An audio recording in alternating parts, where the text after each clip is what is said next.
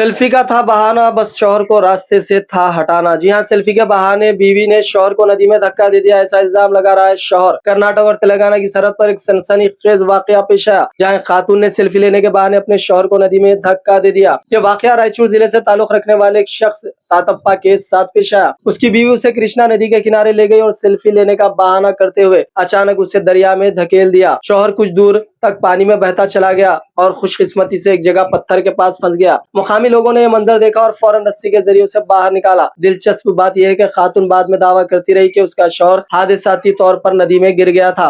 अब सच क्या है ये तो ये दोनों ही बेहतर जानते हैं, लेकिन शौहर को अपने रास्ते से हटाने के लिए कारनामा करने जा रही थी बीवी, लेकिन उसका कारनामा, उसकी प्लानिंग हो गई फेल।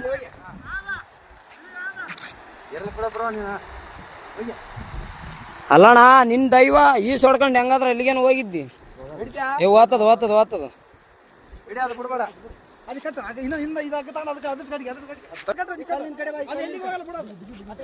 ತಡೆ ಅಣ್ಣ ಹಗ್ಗ ಹಗ್ಗ ಬರ್ಲಿ ಹಗ್ಗ ಬರ್ಲಿ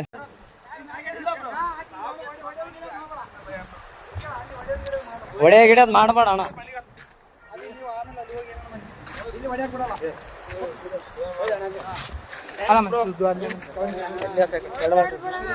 ಏನಿಲ್ಲ ಬ್ರೋ ಅಣ್ಣ ಅಣ್ಣ ಸುಮ್ಮನೆ ಹೊಡೆದಿಲ್ಲ ಬ್ರೋ ಯಾಕೆ ಹೆಣ್ಮಕ್ಳ ವಿಷಯ ಅಂತಂದ್ಮೇಲೆ ಎಲ್ಲ ಇಲ್ಲ ಇಲ್ಲ ಬ್ರೋ ಇದ್ದಿದ್ದೆ ಏನ್ ತಲೆ ಕೆಡ್ಸ್ಕೊಬೇಡ.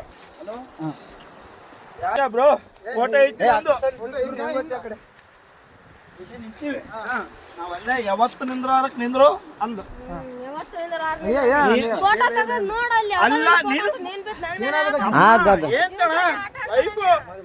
ನಾನು ಹೊಸ್ತಾಗಿ ಒಂದು ಸೆಲ್ಫಿ ಅಂದ್ರೆ ಒಳ್ಳೆ ಅಂದು ಕೇಳೋ ಫೋಟೋ ನನಗೆ ಈಗ ಅರು ಬಂತು ನಿಮ್ಗೆ ಹೇಳಲ್ಲ ಎಲ್ಲರಿಗೆ ಚೇಬಿಟ ಬಿದ್ದಾನಂತ ನೋಡ್ರಿ ಎಷ್ಟು ಹಲೋ ಅಣ್ಣ